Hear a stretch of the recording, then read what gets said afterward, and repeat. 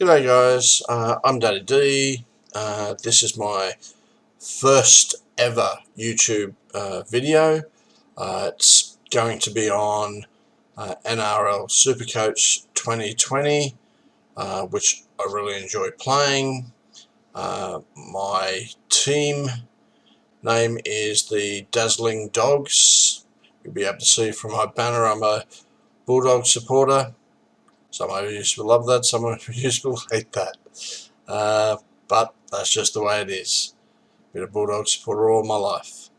But I really enjoy Supercoach, and I wanted to get into talking about certain players and also the team I've selected and the reason why I've selected certain players. As I said, my team's name is the Dazzling Dogs. I've been playing Supercoach since it started, normally in the 1 to 2%, mainly focused on a work league that we've had going for a while, but this year I'd like to concentrate on or focus on trying to get a bit higher up than normal, and I've sat down and worked out a different formula to how I would normally pick my team. Don't know if it's going to work, but we'll see. So this is my thoughts and player selections. Here we go. Now, in the hooking position, I've gone a little radical this year. I've chosen 2 cheapies based on my opinion and some research, and my opinions based on some player movements, some deals being done. So I'll get straight to it. I've chosen Blake Brayley as my hooker and reserve hooker Harry Grant. Now I'll get into why I've chosen these 2 in a moment. Normally, your best 2 hookers in Supercoach points wise are Cook and Smith. Right, there's a few that'll follow that, but predominantly Cook and Smith. And for everyone, your focus is to try and get those in your side at one point. I'm starting off with these 2 cheapies to try and build up to getting one or either, if not both, but at least one of them during Origin or post Origin. Blake Brayley is going to be the number 1 hooker at the Sharks from all reports. His brother's left and gone to the Newcastle Knights. I think that's opened up, and to be honest, the guys that they've sort of brought on behind him as replacements or support or that sort of thing don't make me think that he's going to have too much pressure on him, but it also makes me think that he's going to get a lot of minutes up in this position. So I'm hoping for a fair decent amount of points from Blake, and you know, with points there comes an increase in money, especially when he's starting off at 201,000. You'd hope that his increase in value should be quite substantial. Similar to Harry Grant, but the story is a bit different, where Melbourne and the Tigers are in talks at this present moment in time about a swap deal. Melbourne seem to be a bit light in the centres and wingers, and they're after taking on Matarowski, and Harry Grant going to the Tigers for 12 months. Well, if that happens, with the Tigers are in disarray in the hookers. The Robbie Farah's retired. Jacob Little has a major injury. They were then looking at Josh Reynolds to repay all the money they've paid him for very little sort of game time, and he seems to be exploding big time in regards to off-field stuff. Plus, he's very injury prone, so I don't know that would actually work out for them there. I don't see Melbourne and the Tigers going through this whole swap deal if Harry Grant's not going to play. So, with that in mind, that's why I've made those choices. Right? If it doesn't come off, then obviously I'll have to make some changes and relook at it. But I think at the moment, Blake Brayley and Harry Grant are going to give me some options there and increase in money. Harry Grant's only 184,900, so not a bad start. And he's an extremely good young player, but he's not going to get a lot of game time behind Cameron Smith, Brendan Smith. They're both in front of him in regards to the Storm. So being able to go over to the Tigers, who really don't have a hell of a lot pushing for that position, I think is going to benefit him a lot. Now down to my front rowers, I didn't like the calibre of. There wasn't that many mid-range front rowers that I thought was going to earn a lot of money, other than possibly Trent Merrin. Trent Merrin's come back from the UK Super League. He's playing with the Dragons again. I think he's going to add some benefit to their team, and he's only 408,000. So I've picked him as the reserve in my front row and gone with a cheapie for the fourth front rower.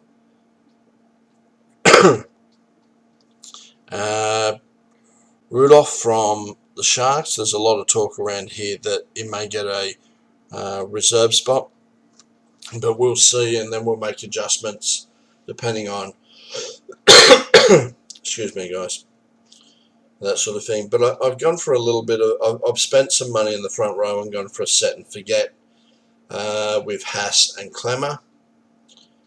I've decided to try and get a few more guns in my front row, second row, sort of, and fullbacks, and try and save some money around the.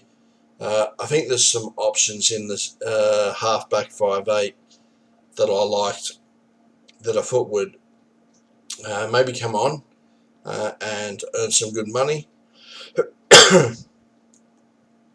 The centre wings, I've also gone from some cheaper options. I've gone for a little bit of a fullback sort of option. So most players that I've gone through, or for in the centre wing position, possibly playing fullback for their teams.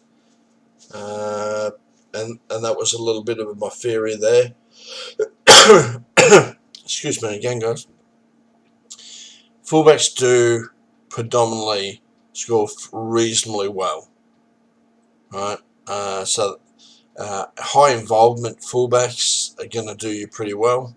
So some of my sort of back picks have been along those sort of lines, and we'll go through those in a moment. But we'll just go through the second rowers, where I've spent a fair bit of money in the second row, gone with Jason Tamalolo. He always goes big. There's a lot of people sort of saying that he might start off slow, but there was that type of talk last year, that the heat and everything, and he's just a beast. He's just an absolute beast. And Bateman, I've gone with Bateman. I think Canberra have got a fairly lightish draw. Canberra have got a pretty lightish draw to start off with, a pretty favourable draw. I quite like it. So I've gone with Bateman. I've gone with Ryan Madison, maybe swap over to Parramatta. I'm not completely convinced on this one. There's two positions here that I like the players, but I'm not completely convinced. And we'd be moving on to the the first reserve in my second row, which is Tavita Pangai Jr. Then I've got Billy Magolius and T-Rex, which are both fairly cheap. But at the moment, in regards to Madison and Pangai, I'm still considering. I've sort of taken Cam Murray out of my thinking at the moment, and Jai Arrow, because of the whole Jai Arrow, will he move over this year? No, Titans are going to hold on to him, right? You get a lot of talk with, especially Bennett sides, where no, things are not going to happen, and then all of a sudden, magically, it happens. James Roberts, Mitchell, they're not coming to this club, and then all of a sudden they appear. It's all going to come down to what they can offer the Titans. If they offer someone to the Titans in exchange that the Titans think that they can build on, then you may actually see that trade go on, and I think it's quite possible. And if Jairo goes over to the Rabbits, excuse me again, guys, I see that possibly could be affecting Murray's minutes or Murray's output, and so I've tried to stay away from those two at the moment. One of the other guys that I'm considering is Angus Crichton. So Angus Crichton's a strange one because his overall average was affected by the way he started last year. Bit on and off, didn't get a lot of minutes to start off with, but he finished the year really well with the Roosters. Played well in the semi-finals, played well in the grand final, seemed to be getting more minutes, and if you looked at those scores later on down the track, so being priced at 530,000, I think is really good value for him. I may end up looking at changing Madison out for Angus Crichton. Haven't complete that would give me nearly an additional 100,000 to spend somewhere else, and that's not such a bad thing. I like my side a lot at the moment. There's a couple of things that I might tweak, but the fact that Marin's cheap and he's dual position, Pangai Jr. is actually starting cheap at 540,000. He's dual position as well. That gives me some flexibility. I think Haas, Clemmer, Tamalalo, Bateman, they're basically set and forget. You don't have to worry about origin for Tamalalo or Bateman. Possibly the way New South Wales went last year, Haas and Clemmer might not even get picked. Who knows? But I have looked at a few sort of set and forgets that I want to keep in my side, and then maybe some redemption stories in the halves. Well, a redemption story in regards to Ash Taylor. All the reports coming out of the Titans are that he's in a really good headspace, he's doing well.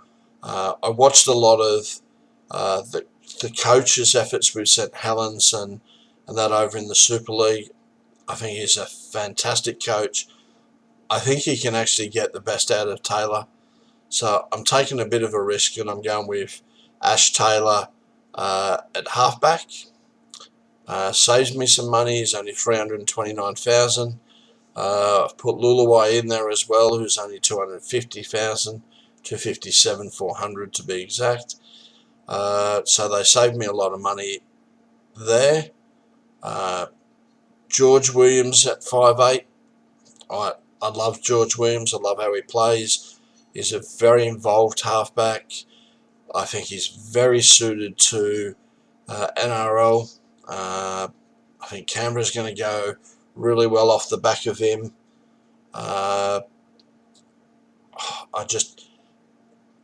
I like this guy. Maybe I'm being blinded, but he is fairly cheap at 333,800.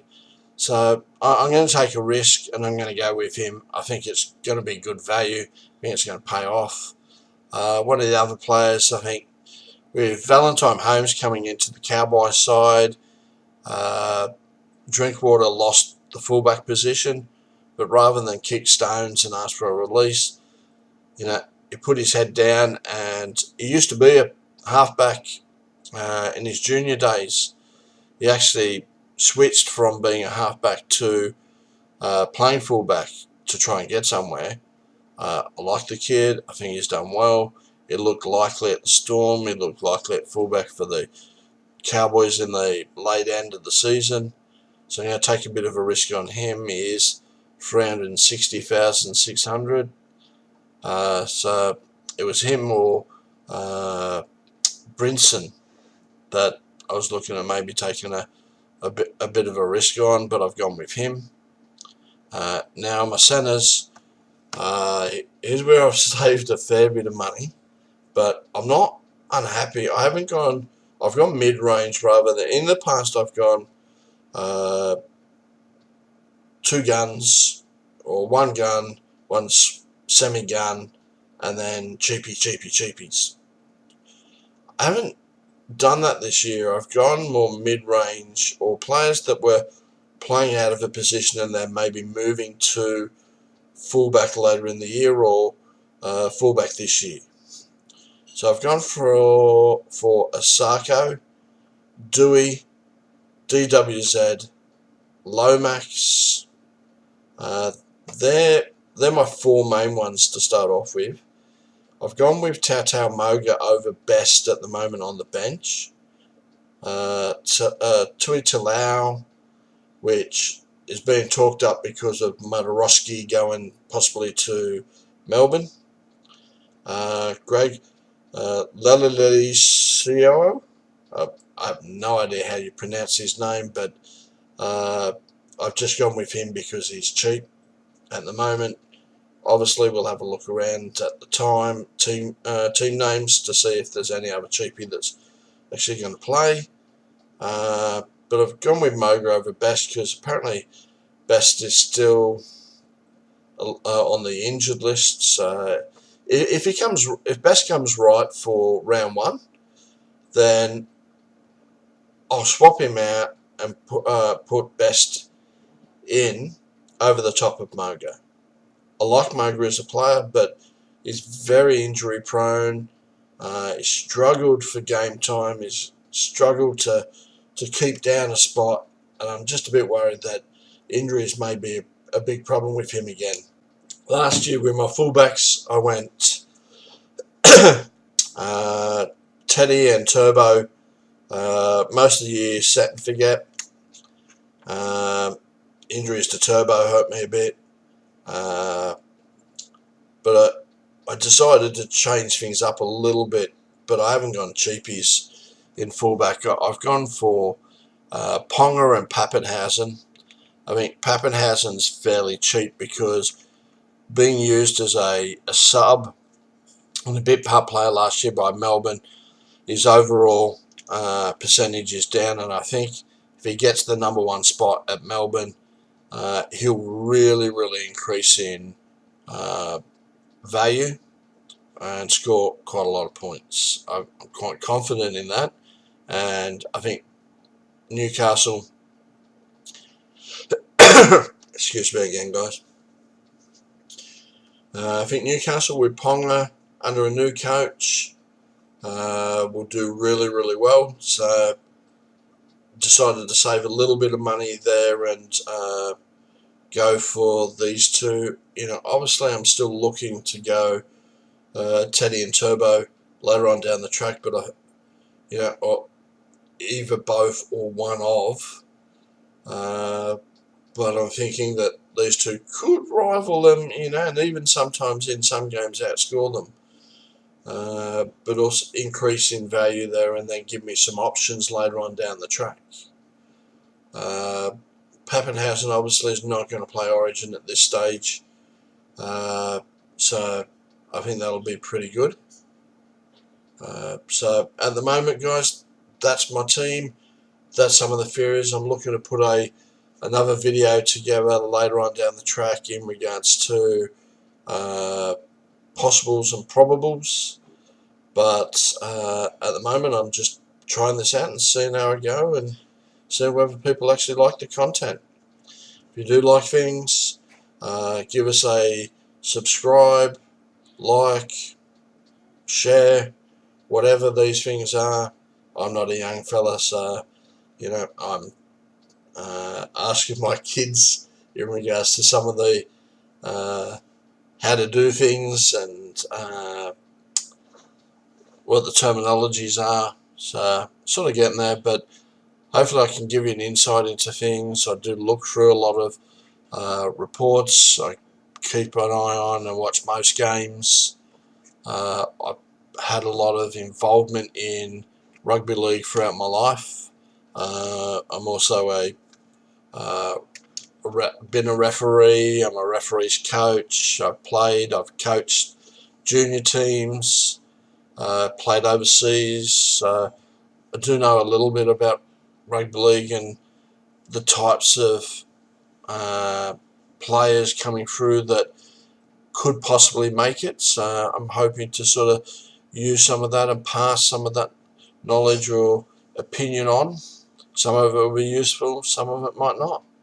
But hope you have a very successful Supercoach season. Look forward to having you look at my videos. Thank you very much. Goodbye for now.